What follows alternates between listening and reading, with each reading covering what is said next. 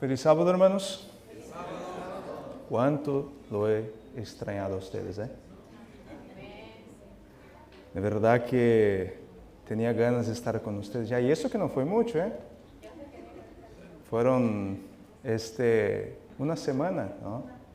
Fueron 2 veces que me tocó ir a California, pero de verdad que quería, ya digo, no, quiero estar con mi gente, ¿no? Con los míos. Y hermanos, la temática de este día es una frase que yo escuché una vez cuando yo todavía era estudiante. Una vez el maestro nos dijo: el que no vive para servir, no sirve para vivir. Y ese es el título del tema de hoy. Si tú y yo no vivimos para servir, no servimos para vivir.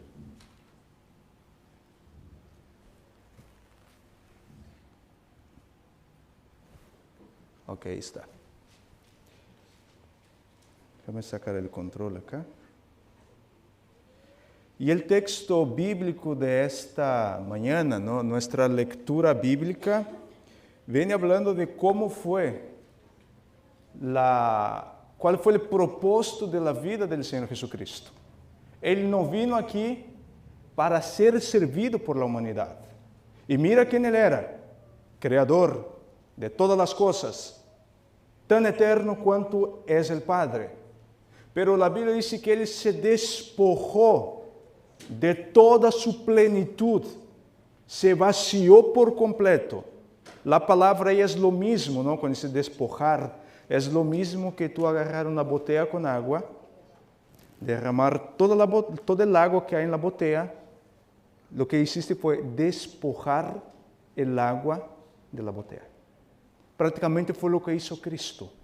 Se humilló al extremo, vino a este mundo para servir a la humanidad. Y su servicio fue tamaño que la palabra nos dice que Él vino para dar su vida por los demás.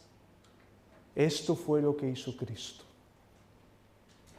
¿Quién es tu mayor ejemplo de vida?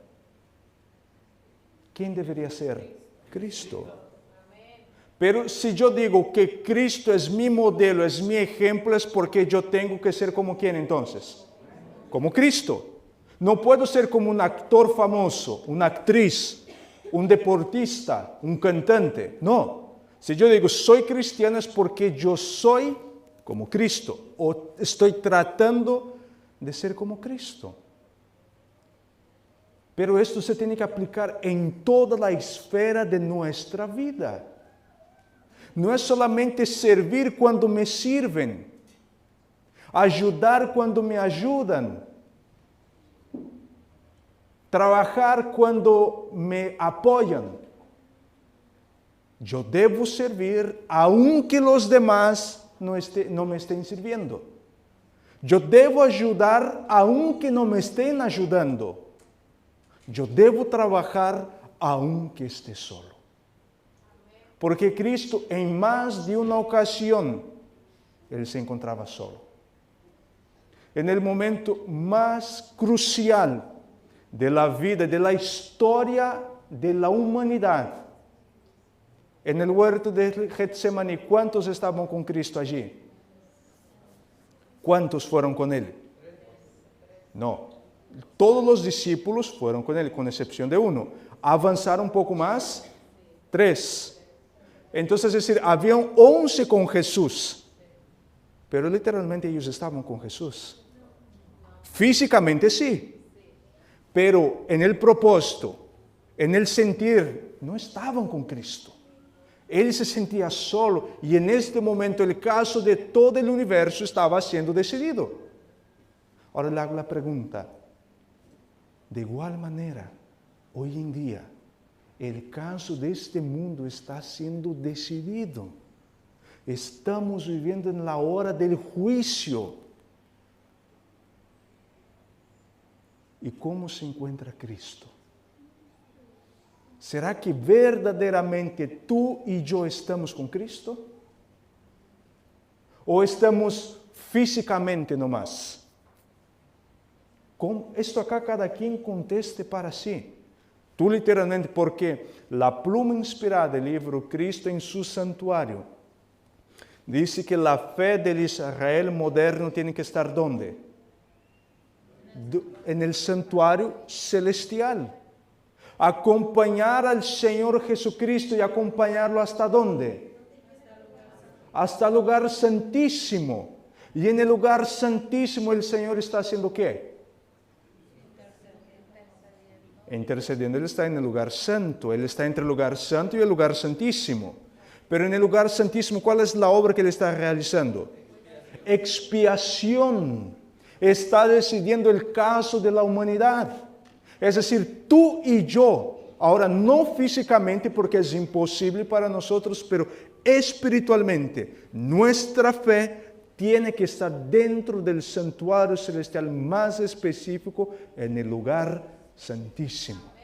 Allí tú y yo debemos estar, pero físicamente tú y yo debemos estar aquí. Pero estar aquí involucra algo muy importante. Miren, hay una cita que se encuentra en el libro Deseado de todas las gentes. Es una cita un poco larga, yo la partí en dos partes. Yo la separé en dos partes. Y es el capítulo número 1, Dios con nosotros, ¿no? Y la página 12, y nos dice así la cita. Pero apartándonos de todas las representaciones menores, contemplamos a Dios en Jesús. Mirando a Jesús, vemos que la gloria de nuestro Dios consiste en dar. Nada hago de mí mismo, dijo Cristo. Me envió el Padre viviente y yo vivo por el Padre. No busco mi gloria, sino la gloria del que me envió. Cristo cuando estuvo aquí, Él fue enviado ¿por quién? Por el Padre. Tú y yo somos enviados ¿por quién? Por Cristo. Cristo no hacía su propia voluntad y buscaba su propia gloria, sino Él hacía la voluntad ¿de quién? Del Padre. Buscaba la gloria ¿de quién? Del Padre. Tú y yo como enviados de Cristo debemos hacer la voluntad ¿de quién entonces? De Cristo. ¿Buscar la gloria de quién? De Cristo. Continúa la cita. En estas palabras se presenta el gran principio que es la ley de la vida para el universo. Cristo recibió todas las cosas de Dios, pero las recibió para darlas. Así también en los atrios celestiales, en su ministerio, en favor de todos los seres creados por medio del Hijo amado, fluye a todos la vida del Padre. Por medio del Hijo vuelve en alabanza y gozoso servicio, como una marea de amor a la gran fuente de todo. Y así, por medio de Cristo, se completa el circuito de beneficencia que representa el carácter del gran dador de la ley de la vida. Miren, en el cielo existe lo que nosotros llamamos el circuito de beneficencia. Uno recibe y no es para retener.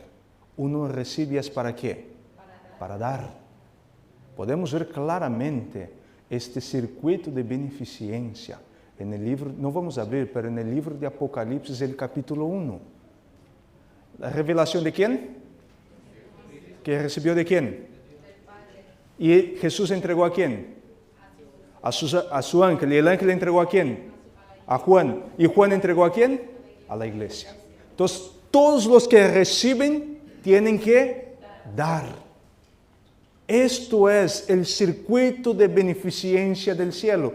Todo lo que tú has recibido del cielo, todo lo que el Señor Jesucristo ha dado para ti, ahora tú tienes que hacer ¿qué? Dar a los demás. ¿Cuál es la principal dádiva que el cielo nos ha dado? La salvación. Esta salvación viene a través de ¿quién? De Cristo Jesús. Pregunto, ¿hay personas que todavía no han recibido esta dádiva, sí o no?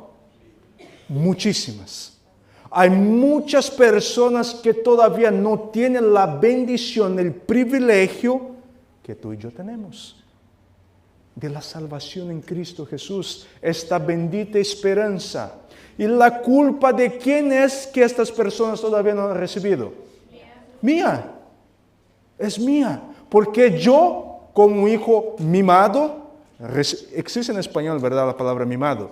Yo recibí del Padre y como egoísta me la guardo. Esto es mío y nadie lo toca. Pero entonces, haciendo esto, yo no estoy siguiendo este ciclo de beneficencia que encontramos en el cielo. Continúa la cita. Esta ley fue quebrantada en el cielo mismo.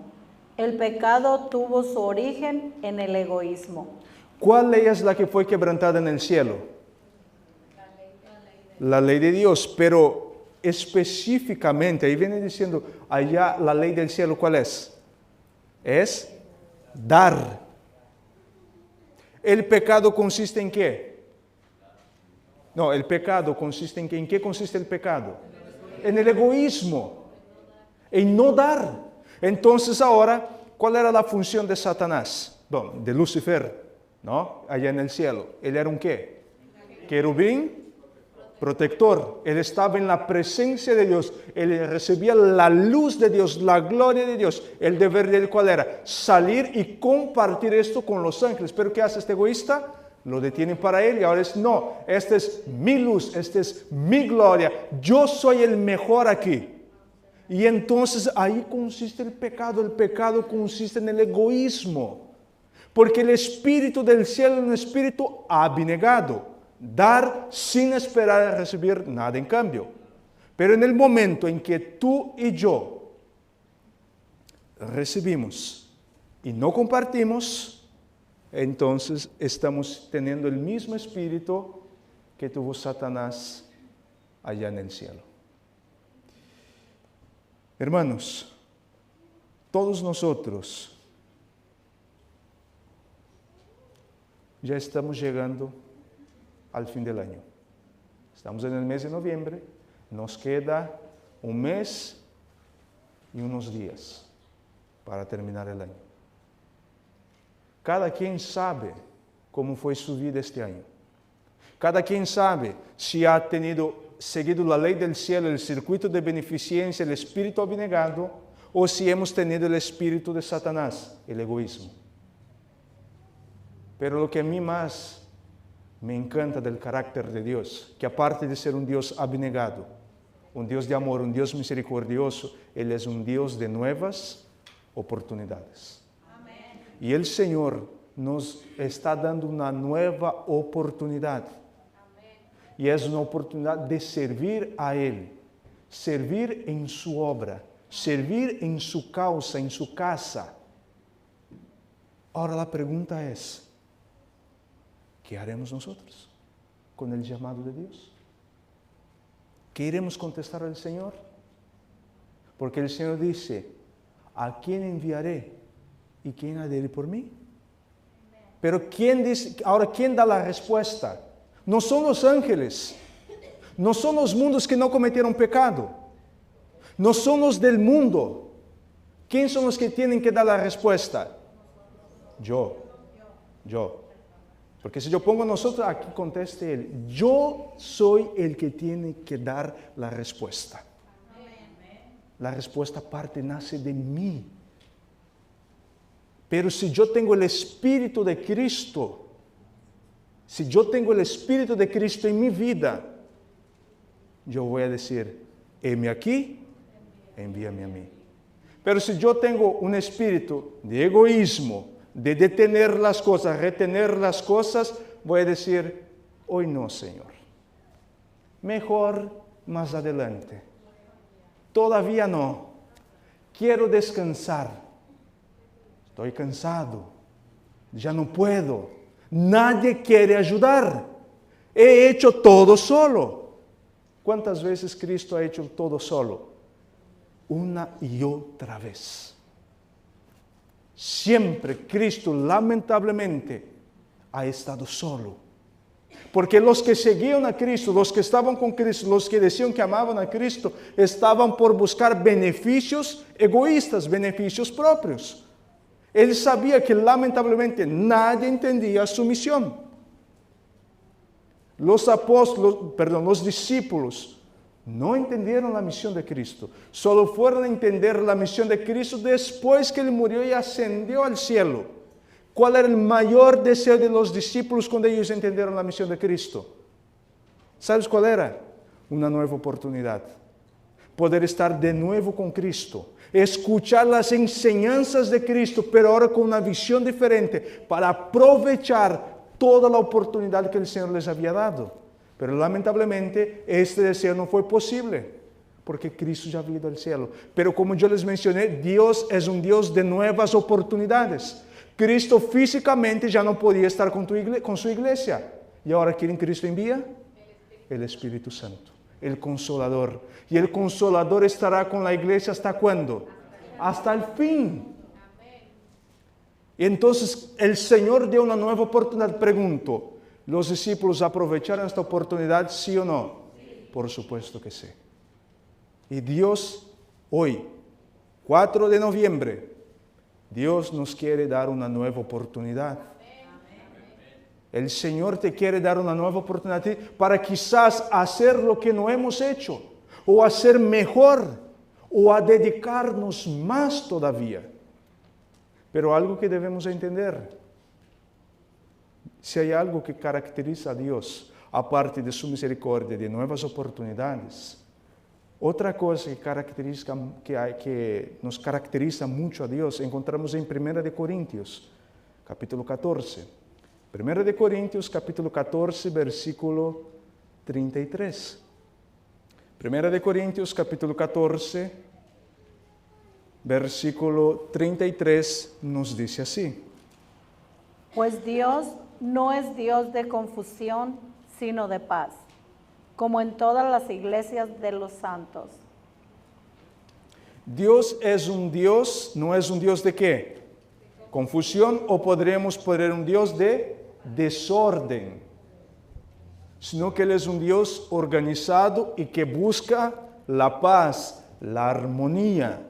El versículo 40 trae el mismo concepto también. Vayamos ahora al versículo 40 del mismo capítulo, 1 Corintios 14, versículo 40. Y nos dice así. Pero hágase todo decentemente y con orden. Dentro de la casa de Dios, dentro de la iglesia, todo se tiene que hacer ¿de qué manera? Decentemente y con orden, con reverencia. Pero para que pueda existir orden y reverencia en la casa de Dios, Dios ha establecido su iglesia y Él compara la iglesia como un cuerpo. La iglesia es un cuerpo. ¿Y el cuerpo tiene cuántos miembros? Muchos miembros. Vamos a mejorar. Los miembros son, podríamos decir, como departamentos. Cada uno tiene una función. Las manos no pueden hacer lo que hacen los pies. Los ojos no pueden hacer lo que hace el oído. La boca no puede hacer lo que hace la nariz. Entonces, para que haya orden en la casa de Dios, Dios separó su casa en departamentos y cada departamento tiene una función importante. No piense que la función más importante de la iglesia es la del pastor. La función más importante de la iglesia es el conjunto, es el grupo. No es solamente uno, sino que son todos. Porque si solo un miembro trabaja, de nada sirve, no va a funcionar. Entonces no es un cuerpo saludable, sino que es un cuerpo deficiente. Entonces dentro de la iglesia no vamos a pensar que solamente el pastor es el más importante y que si el pastor se va a la iglesia deja de funcionar. Eso no debe ser así. Si la iglesia entiende que ella es un cuerpo y que cada uno tiene una función importante, entonces esto puede funcionar. Pero en el momento que una parte deja de funcionar, hay deficiencia. Y ahora en vez de hacerse las cosas con una forma ordenada y organizada, hay desorden. Y Dios no es un Dios de desorden. Yo me acuerdo, cuando era niño, allá en Brasil, tenía una bicicleta vieja. Y entonces a mí y mis hermanos nos encantaba, nos juntábamos con algunos amigos y salíamos a andar en bicicleta. ¿Cómo se llaman las partes pequeñas de la cadena de la bicicleta? ¿Lo cómo? Engranes. Engranes. Ok. Lo que pasa con mi bicicleta fue que uno de los engranes se dañó. ¿Ustedes creen que yo podía andar en la bicicleta? No podía. Y era algo tan pequeño.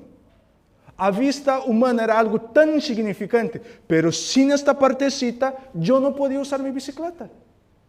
La bicicleta es algo grande, tiene sus llantas, las manillas, tiene todo. Pero si esta simple y sencilla piececita no funcionaba, de nada me servía tener una bicicleta. De igual manera es en la iglesia.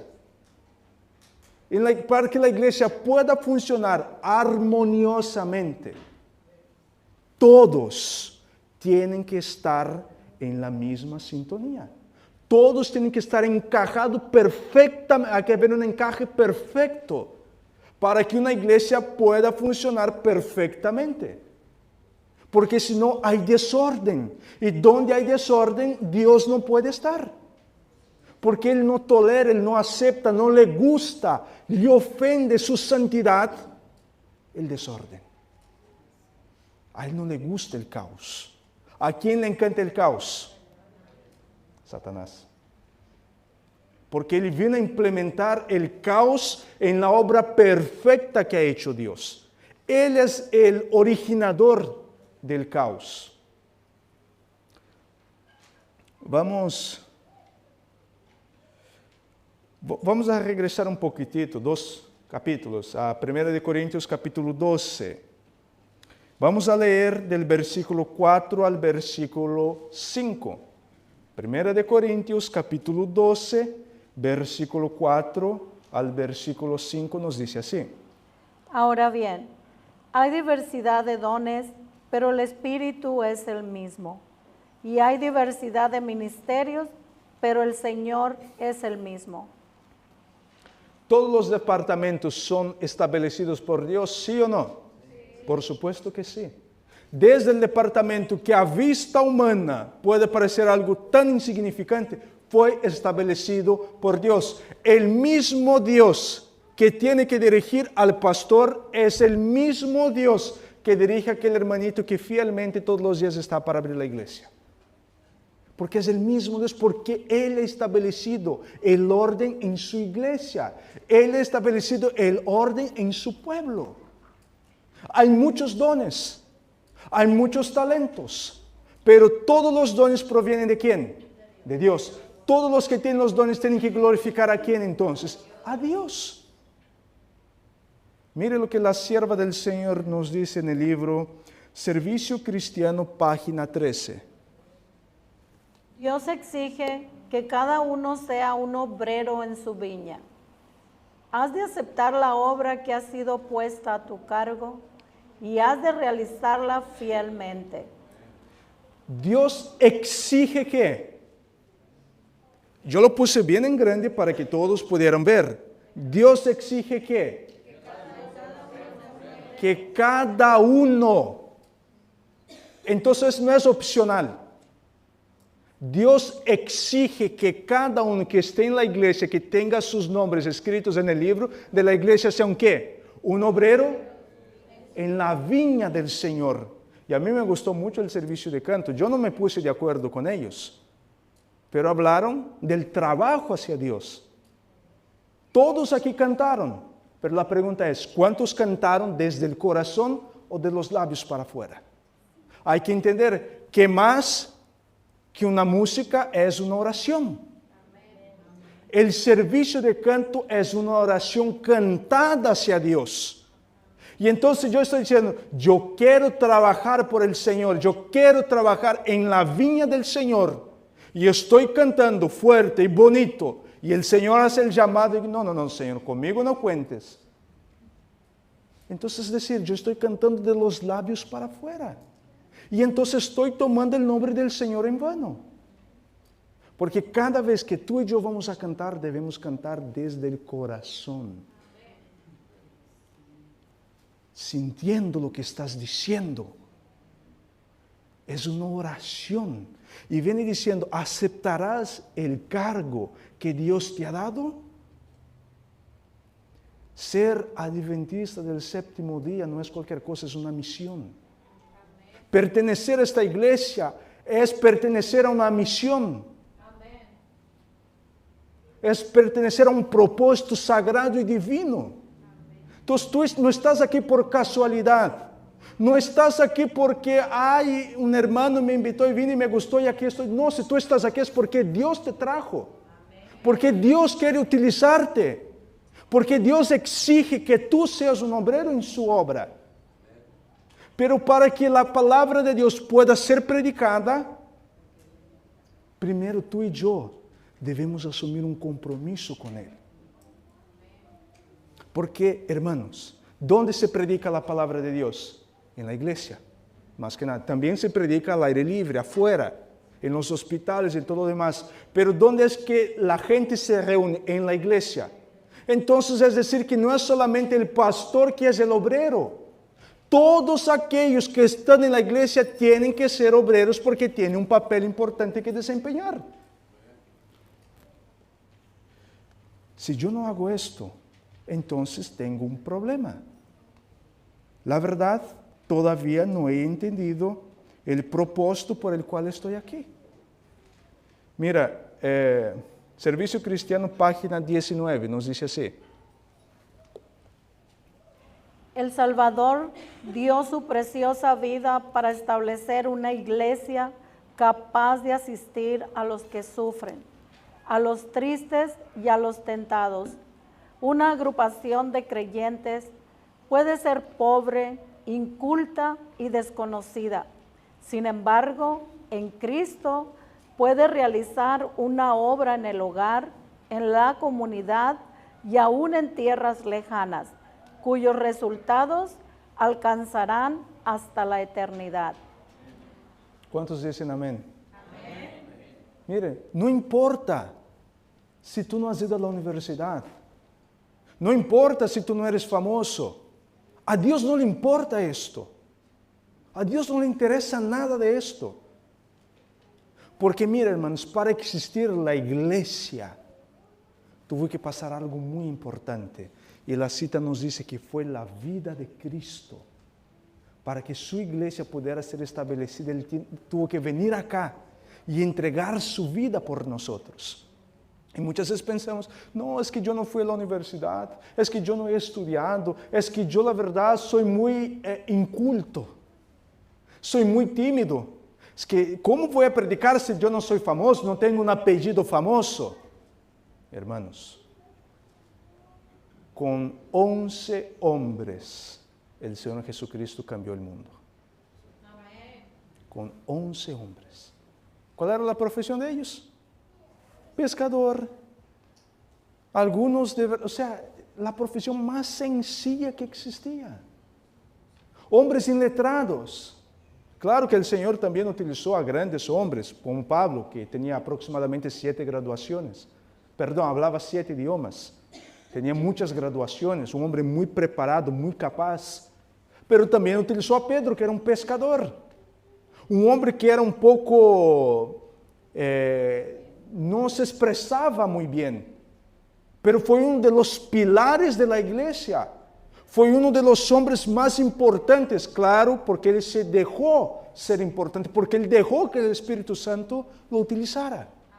Y entonces él pudo hacer una obra importante porque no era él, sino era Dios actuando en él.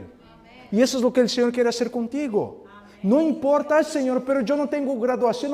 No importa, no vamos a poner techo a Dios. El único que tiene techo eres tú y yo. Eres tú y yo. Dios no tiene techo, Dios te puede utilizar. A pesar de ser quien eres. A pesar de tu inferioridad, A pesar de tu falta de cultura, Dios te puede utilizar. Nunca me gusta utilizar a mí como ejemplo, porque yo no soy ejemplo para nadie, pero quiero utilizar mi discapacidad como ejemplo acá. Desde acá donde estoy, yo no puedo ver la expresión facial de ninguno de ustedes. Yo no sé si están sonriéndome, si están haciendo cara fea, no sé. Yo no los puedo ver. Literalmente yo veo imágenes borrosas desde acá. Nada más que esto. Miren, yo perdí 65% de la vista. Yo por los doctores soy considerado legalmente ciego. Yo podía acostarme y ponerme a llorar. Ay, pobrecito de mí, Señor. Pero yo me acuerdo que cuando antes de irme a México, yo le dije, Señor, tú sabes todas mis discapacidades, sabes que yo de verdad tengo dificultad para leer, para esto y para lo otro. Pero Señor, yo quiero trabajar para ti, ayúdame. Yo no tengo buena vista, pero Dios me ha bendecido con algo porque yo le pedí. Dios me bendeció con una memoria muy buena, una memoria auditiva. Entonces yo escucho, yo memorizo y guardo esto. Pero si tú no pides a Dios, ¿cómo Dios te va a dar? Dios no te puede dar. Si tú sientes que no tienes talento de predicar, yo tampoco tenía. No digo que ahora sea un eximio predicador, pero puedo expresarme frente a la gente. Pero si tú no pides, Señor, yo quiero predicar, Dios no te va a dar este talento. Por ejemplo, yo no tengo el talento de la música y no tengo porque yo no pedí a Dios. Porque yo estoy seguro que si yo le pido a Dios, Dios me va a dar este talento. Pero tú tienes que pedir. Pedid y se os dará. Buscad y hallaréis. Tocad y se abrirá. Ahí está la promesa. Pero ¿qué esperamos nosotros? Que las cosas caigan del cielo. Tú y yo ya no estamos viviendo más en el tiempo del maná, que tú quedas acostado y las cosas caen del cielo. Ya no. Ahora el Señor te dijo, busque, pida, toque y yo te daré. Eso es lo que el Señor pide para su iglesia. Entonces, no use la excusa, Señor, yo no tengo talentos. El Señor te mira, ¿sabe lo que me imagino? No estoy diciendo que es literal, pasa esto. Pero el Señor te mira y quizás te dice, tú no tienes talento porque no quieres. Porque yo estoy aquí para darte. Amén. Si no tienes talento, sientes que no puedes hacer, es porque tú no quieres, porque eres perezoso. Porque si tú buscaras, te lo daría. Amén. Si yo les dijera a ustedes, hermanos, en la 35 con la norte, en una esquina, hay una maleta con $1.000.000. El que llegue primero es suyo. Yo creo que esta iglesia estaría vacía ahora. ¿Cuántos irían a buscar este? Todos. Pero el Señor les dijo, yo estoy más dispuesto a dar bendiciones a ustedes que ustedes imaginan. Lo que tienen que hacer es ir y buscar. Hacemos esto. El silencio habla por sí solo, ¿verdad? Vamos a seguir en el mismo libro, Servicio Cristiano, página 19.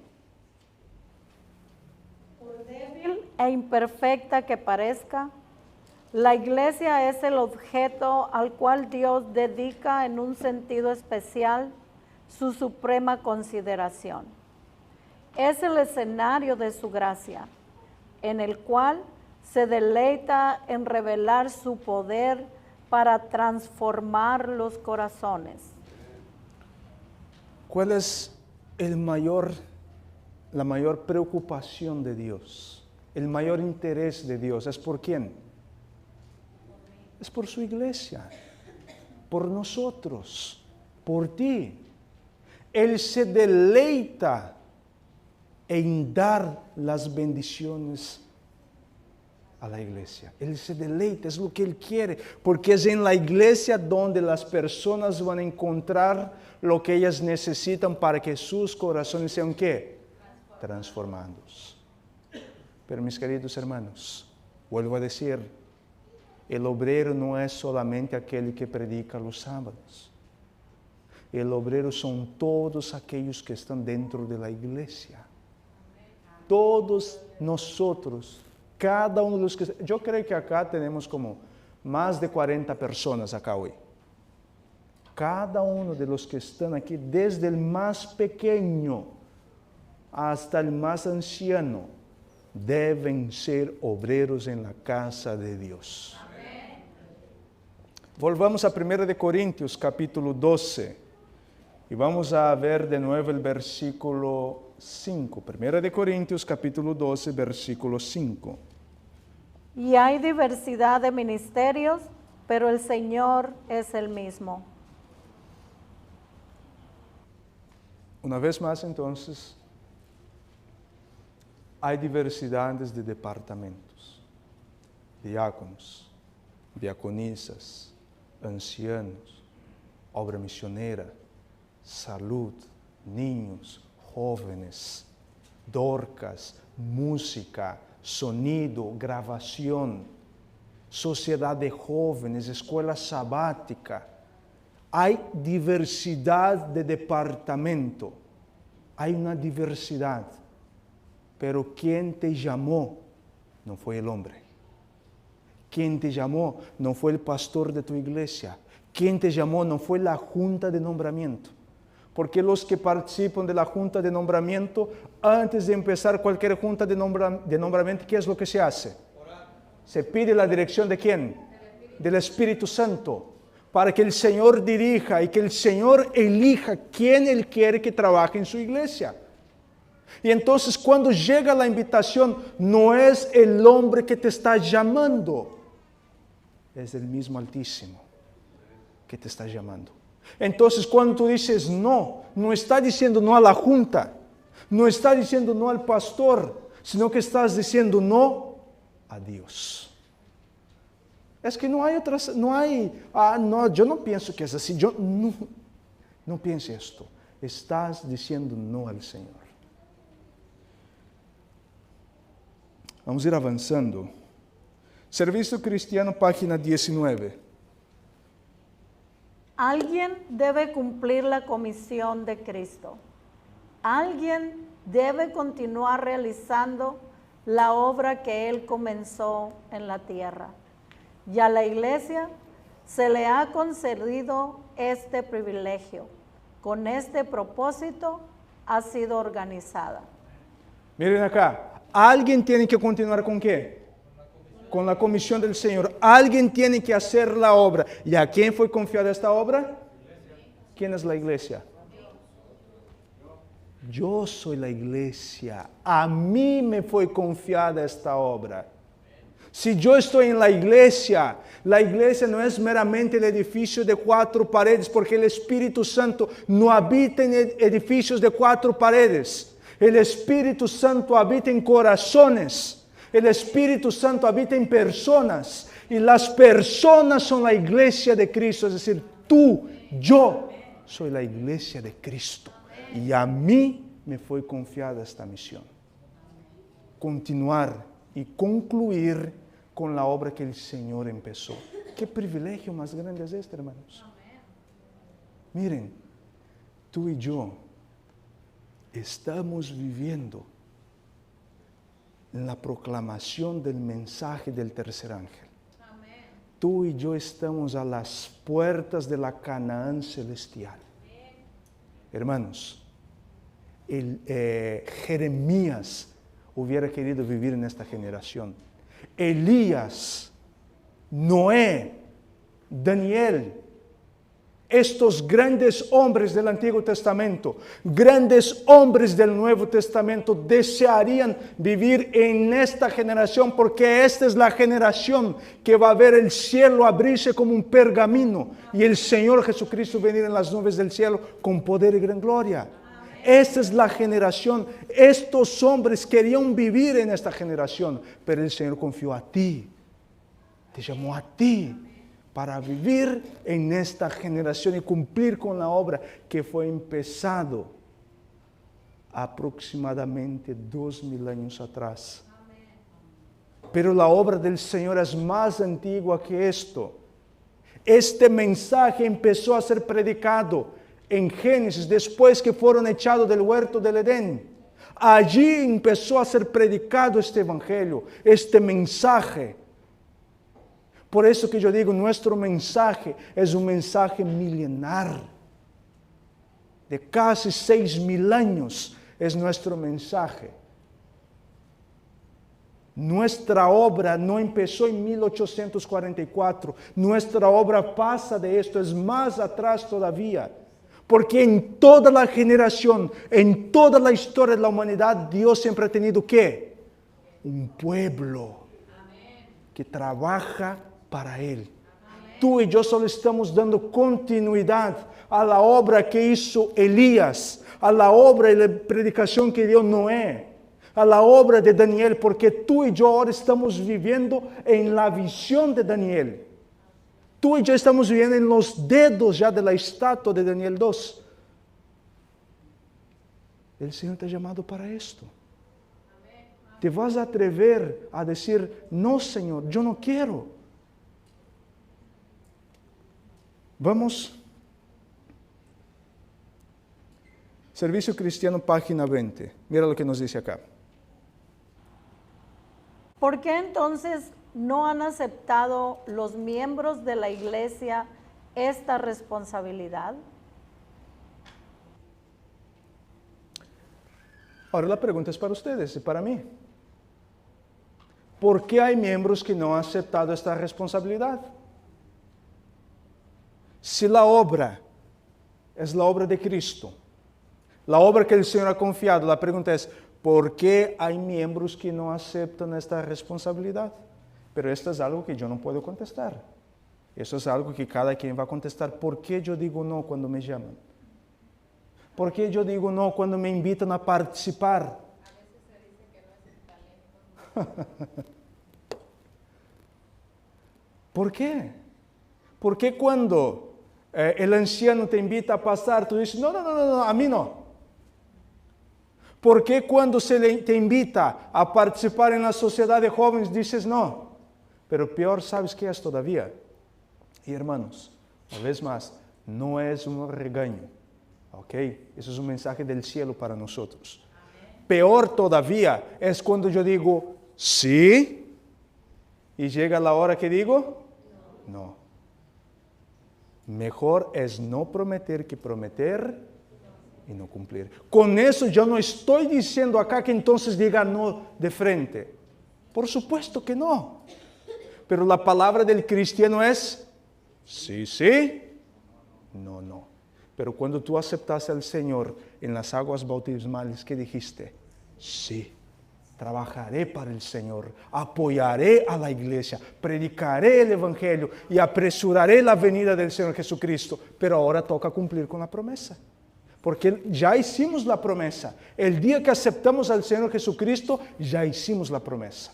Ahora el Señor simplemente te está pidiendo, hijo mío, vengo acá a ver, tú me hiciste la promesa y ahora vamos a cumplir con la promesa. Ahora sí, Servicio Cristiano, página 20. La iglesia de Dios es el palacio de la vida santa, lleno de variados dones y dotado de Espíritu Santo. Los miembros han de hallar su felicidad en la felicidad de aquellos a quienes ayudan y benefician. Es maravillosa la obra que el Señor determina que sea realizada por su iglesia, a fin de que su nombre sea glorificado. ¿En qué consiste la felicidad del cristiano? En la felicidad de llevar el Evangelio a otro. Entonces aquel que dice, ay, ¿sabes qué? Es que no sé, siento que perdí el primer amor. ¿Por qué perdiste el primer amor? Porque no estás llevando este amor a otros. Porque el cielo es, mientras más uno da, más el Señor te llena. Pero si yo empiezo a retener lo que el Señor me ha dado, tenerlo por seguro que esto va a vaciarse y se va a terminar. Entonces, si tú sientes que has perdido tu primer amor, sientes que ya no tienes más el mismo deseo, que no sientes más la misma emoción de venir a la iglesia cuando sentías en el día que te bautizaste, la respuesta es una sola. Dejaste de compartir con los demás. por eso que perdimos el primer amor. Es por eso que ya no encontramos felicidad en leer la Biblia. Por eso ya no encontramos más felicidad en venir a la iglesia. Por eso que ya se nos hace más fácil decir no cuando nos invitan a participar, porque yo no puedo dar algo que yo no tengo. ¿Cómo que yo voy a llevar a Cristo a los demás si yo necesito de Cristo en mi vida? ¿Cómo que yo voy a poder predicar a los demás si yo no tengo tiempo para leer la Biblia? Si yo no tengo tiempo para pasar en comunión con el Señor. Es imposible. Y es por esto que una persona pierde su primer amor. Y es por esto que una persona ya no tiene deseo a venir a la iglesia. O es por eso que se me hace fácil faltar los sábados a la iglesia. Porque como no tengo responsabilidad, voy a llegar, sentar y escuchar, terminando, me voy. Entonces es fácil, el siguiente sábado, si alguien me invita a ir a un lugar, yo voy. Porque no tengo compromiso. Porque si yo los invitara a ustedes a ir, a viajar, a pasear un lunes a las 10 de la mañana, ¿cuántos irían conmigo? ¿Por qué no irían? Porque tú tienes un compromiso. Porque tienes que ir a tu trabajo. Tienes que cumplir con el hombre. Pero ¿y el sábado? ¿Con quién te toca cumplir? Ya contestaron. Vemos la siguiente cita. Que ninguna iglesia piense que es demasiado pequeña para ejercer una influencia y efectuar servicio en la gran obra que ha de hacerse en este tiempo. No existe para Dios iglesia pequeña. No existe. La primera iglesia de Dios, ¿cuántos miembros tenían? La primera iglesia. ¿Dónde fue esta iglesia? El Edén. Ahí fue su primera iglesia. Ahí empezó todo. Claro que en el Nuevo Testamento su primera iglesia tenía 12 miembros. Pero la primera iglesia, la primera, y mira que de esta primera iglesia todos se apostataron. Y fueron disciplinados y borrados. Pero el Señor los rescató y los trajo. Y ahora de ellos venimos nosotros. Y ya cuando parecía que la iglesia de Dios iba a ser destruida, que la iglesia de Dios ya estaba toda en apostasía, Dios mira a la humanidad y mira que solo hay ahora uno justo. ¿Quién era este? Noé. Y entonces de Noé, Dios levanta otra iglesia, otro pueblo. Pásense los años y de nuevo el pueblo en apostasía. Y ahora Dios mira allá entre los paganos, allá entre los babilónicos, los caldeos. Dios mira a uno. Abraham, vete de allí, porque de ti sacaré una gran nación. Entonces Dios no necesita de megas iglesias, de 200, 300, 400 miembros para hacer una obra. Por supuesto que no, es más difícil todavía. Allá en Brasil, por ejemplo, hay iglesias que tienen 3,000 miembros.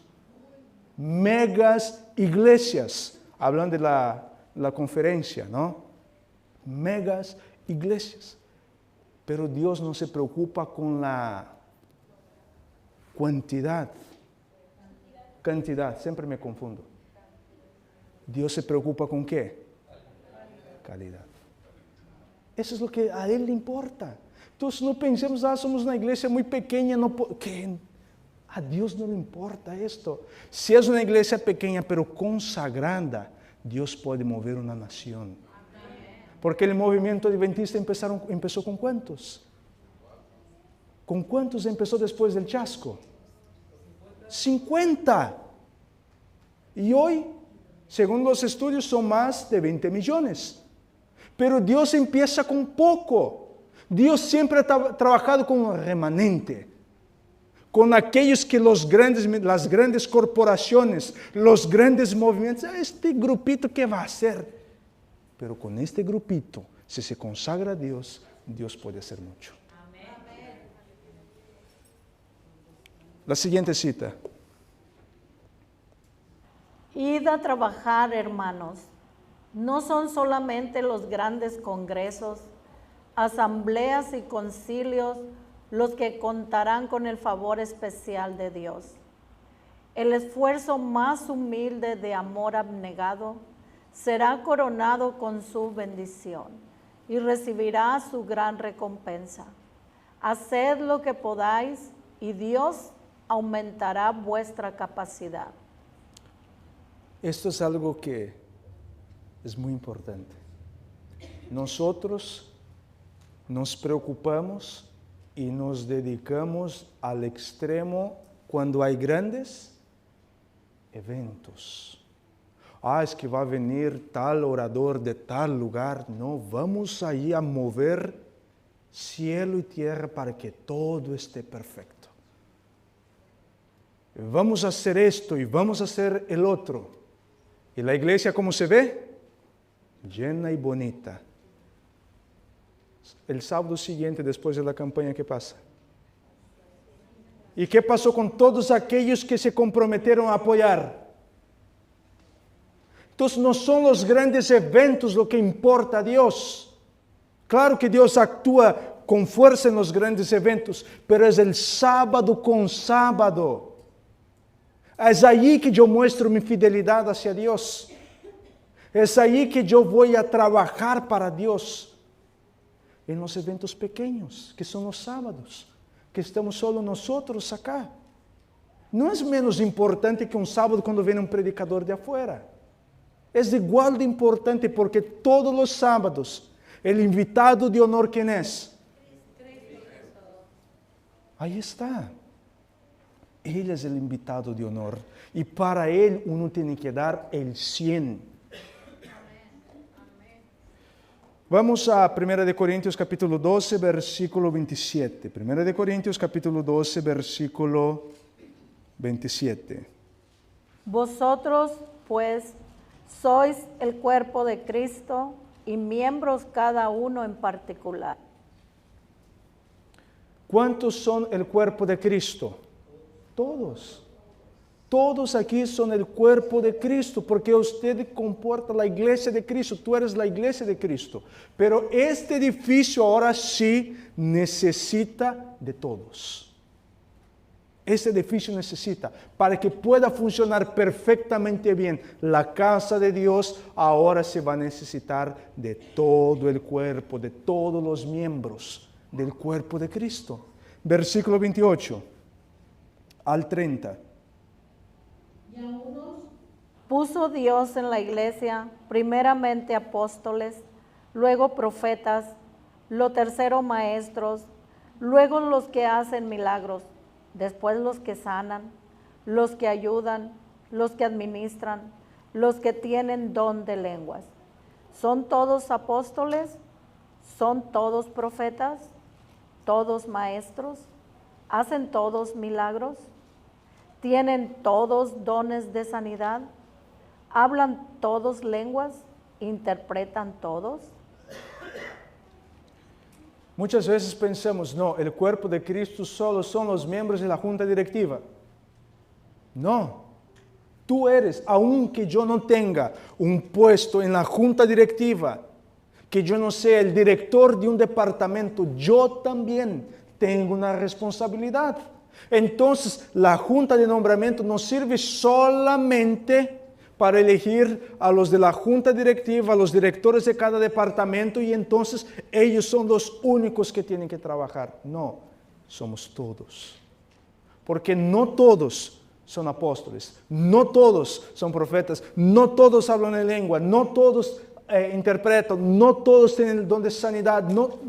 Cada quien tiene un don distinto. Y el Señor quiere utilizarte en el don que tú tienes. Otra excusa que normalmente se da encontra en 1 de Timoteo capítulo 4, versículo 12. 1 de Timoteo capítulo 4, versículo 12. Ninguno tenga en poco tu juventud, sino sé ejemplo de los creyentes en palabra, conducta, amor, espíritu, fe y pureza. ya es hora de empezar a utilizar a los pequeños también.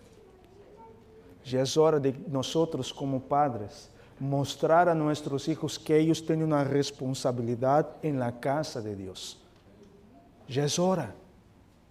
No hay que esperar a cuando tenga sus 18 años, entonces se le va a decir, no, ahora tú tienes un compromiso. No, en el momento que mi hijo, que mi hija se bautizó, entregó su vida al Señor a través del bautismo, él ya tiene un compromiso con el Señor. Y el Señor le va a pedir cuentas. Mira lo que dice la sierva del Señor. En nuestras iglesias se necesitan los talentos juveniles bien organizados y preparados. Los jóvenes harán algo con sus rebosantes energías, a menos que estas energías estén encausadas debidamente. Los jóvenes las emplearán de alguna manera que perjudicará su propia espiritualidad y resultará para daño de aquellos con quienes se asocian. Si tu hijo no usa los talentos de él para Dios, para la casa de Dios, él va a utilizar los talentos para algo malo. Y utilizando esto, no solamente él se estará dañando, pero él estará dañando la vida de otros. Es por eso que yo digo ya a los muchachos, hay que utilizar a ellos. Hay que organizarlos y decirles, ¿sabes qué? Tú eres miembro acá también, tú tienes responsabilidades, vamos a trabajar, hay que hacerlo. Y créanme, a ellos les gusta, pero ellos lamentablemente por timidez no toman la iniciativa. Entonces, ¿a quién les toca pucharlos? Nosotros. Veamos la siguiente cita. Mi corazón se conduele cuando pienso en cuán poco sienten nuestras iglesias su solemne responsabilidad ante Dios. No son solo los ministros, los soldados, sino todo hombre y mujer que se ha alistado en el ejército de Cristo. No solamente los ministros son los soldados de Cristo. Todos aquellos, ¿en qué momento es que una persona se alista para el ejército de Cristo? En el bautismo. En el momento que te bautizaste, te alistaste al ejército de Cristo. Y ahora estamos en una guerra. Hay un conflicto espiritual. Y el Señor no quiere utilizar solamente pastores, ministros, sino que el Señor quiere usar a toda una iglesia. Y ya han dicho todos aquí que todos son soldados de Cristo. ¿Amén? Amén.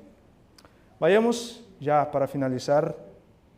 Y ahora vamos a la parte más importante. Todo es importante. Todo es muy importante lo que hemos visto. Pero esta parte acá, pongan mucha atención. Mateo capítulo 12, versículo 30.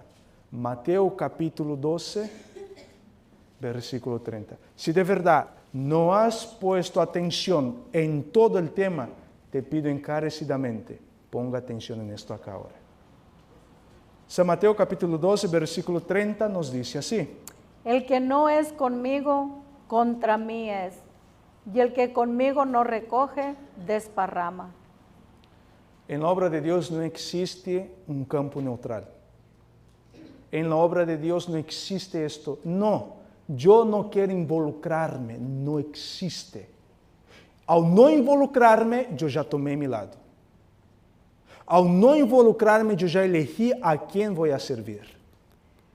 No existe un tercer camino, no existe un tercer campo. O tú estás con Cristo, si no estás con Él, estás en contra de Él. Ahora mire lo que la sierva del Señor dice en el libro Servicio Cristiano, página 48.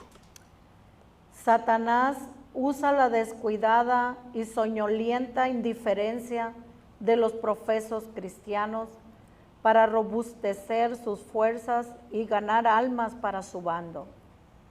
Muchos de los que piensan estar del lado de Cristo, aunque no hacen una obra real por Él, están por el contrario, habilitando al enemigo para ganar terreno y obtener ventajas. Hermano, hermana, todos aquellos que deciden no trabajar para Dios, ahí viene diciendo, el talento que esta persona tiene va a la palabra ahí voy a utilizar para que quede claro para todos, como que se va a atrofiar. Y miren, el talento que Dios da, Él también lo quita. Pero la parte más preocupante es que aquellos que deciden no involucrarse, aquellos que deciden, voy a tomar un año sabático, voy a descansar este año, ya estoy muy cansado, la selva ya tomó su decisión, está del lado de Satanás. Es así de sencillo. Si Dios te ha hecho el llamado y has dicho, no, prefiero no involucrarme, no quiero meterme en esto, porque el año pasado no me fue bien, o pasó una cosa u otra, y yo de verdad quiero hacerme a un lado, no quiero involucrarme en nada. Diciendo, esta persona está apoyando a Satanás en su obra, porque Dios te puede utilizar a ti, puede utilizar a mí para ganar más almas, pero porque yo le he dicho que no, entonces ahora Dios no me puede utilizar, y ahora Satanás gana terreno. Entonces miren qué serio es esto. Cada momento, cada ocasión que tú dices, no me quiero involucrar, no quiero participar, no quiero apoyar, conmigo no cuente, conmigo no esperen nada de mí, yo estoy acá, vengo, siento, escucho, me voy, y yo de verdad no me quiero involucrar en nada. La sierva está diciendo que tú tomaste parte del lado de Satanás. Porque si tú no estás con Cristo, tú estás en contra de Él. Si yo no tomo decisión de parte del Señor, estoy tomando decisión de parte del enemigo del Señor. Y yo estoy seguro que nadie aquí quiere tomar parte con Satanás. Nadie aquí quiere apoyar a Satanás en la obra, de oposición a la obra de Dios. Pero para no tomar parte, entonces ahora, la respuesta tuya y mía es, heme aquí, Señor. Amén. Envíame a mí. Amén. Pero para finalizar, vamos al texto 1 de Corintios, capítulo 12, porque aquí el apóstol Pablo viene diciendo que de todos los dones, el principal es este. Hay un don que es principal. Versículo 40, 1 de Corintios 12, versículo 40.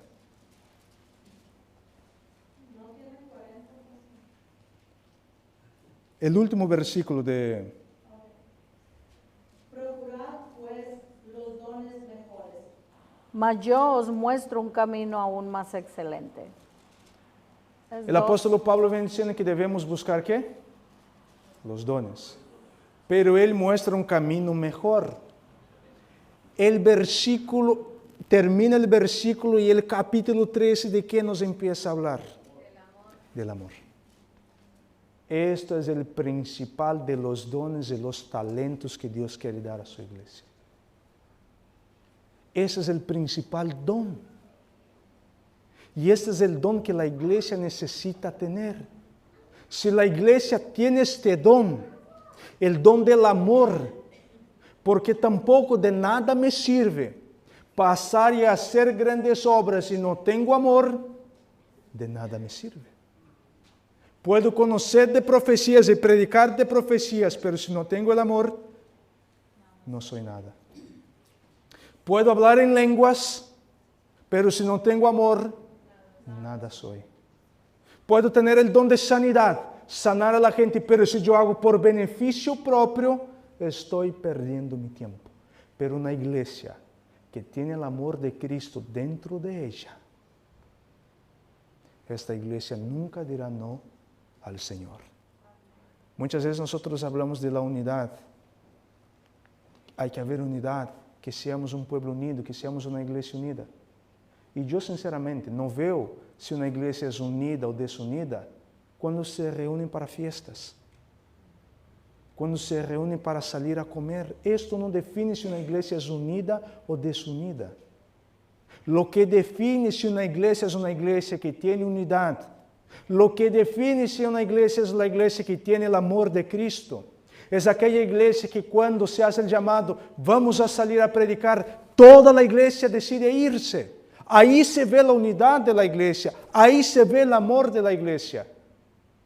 Es en estos momentos de necesidad espiritual, de predicar la palabra, de trabajar para el Señor. Es en este momento que la iglesia muestra verdaderamente si es una iglesia unida o desunida.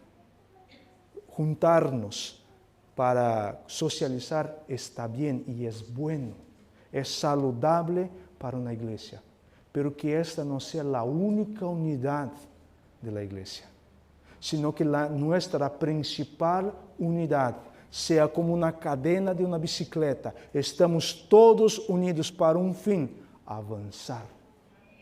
Porque la bicicleta, si tú lo giras para atrás, no sale del lugar.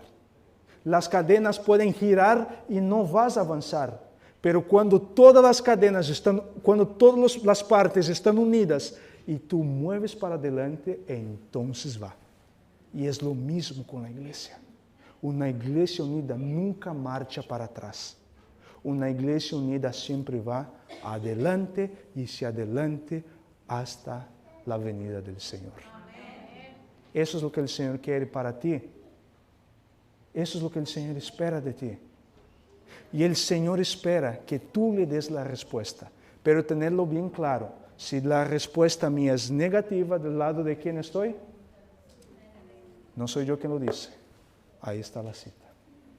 Que el Señor nos bendiga en este día y que el Señor ponga en nuestro corazón el amor por su iglesia, el amor por su obra y principalmente el amor por las almas que están pereciendo todavía.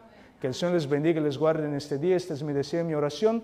Y los invito en este momento a que nos pongamos de rodillas para finalizar con una oración.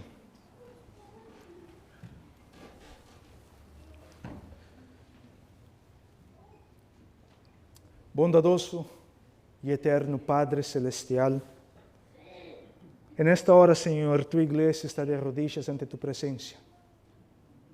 Y Señor, lamentablemente, en más de una ocasión como pueblo, como iglesia, hemos fallado, porque no hemos cumplido con la misión que tú nos has confiado. Quizás hemos aceptado un puesto, pero hemos dejado a la mitad. Quizás, Señor, hemos empezado, pero no hemos concluido. O quizás, Señor, hemos aceptado, pero nunca hemos empezado.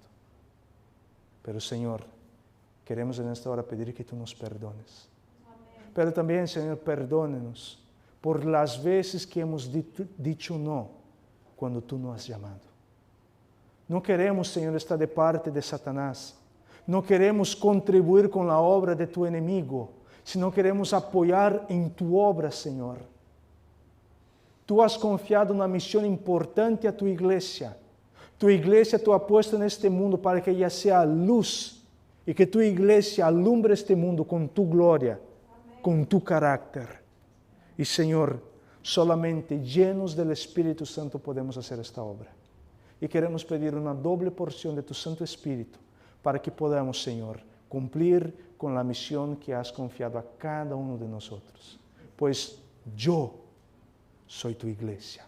Y cada uno de los que están aquí, Señor, son tu iglesia. Y a tu iglesia tú pedirás cuenta de la misión que le has confiado. Gracias te damos, Señor, por poder participar de tu santa obra. Y queremos pedir que tu Santo Espíritu nos guíe y que tu Santo Espíritu nos lleve a las personas que necesitan conocerte. Y ahora, Señor, también queremos pedir que tu Santo Espíritu pueda guiar los nombramientos que aquí van a empezar. Y que cuando, Señor, salga nuestro nombre, tengamos en mente que eres tú el que nos está llamando. Y que vengamos a contestarte. Heme aquí, envíame a mí. Amén. Todas estas bendiciones tu iglesia te pide y ya te agradece.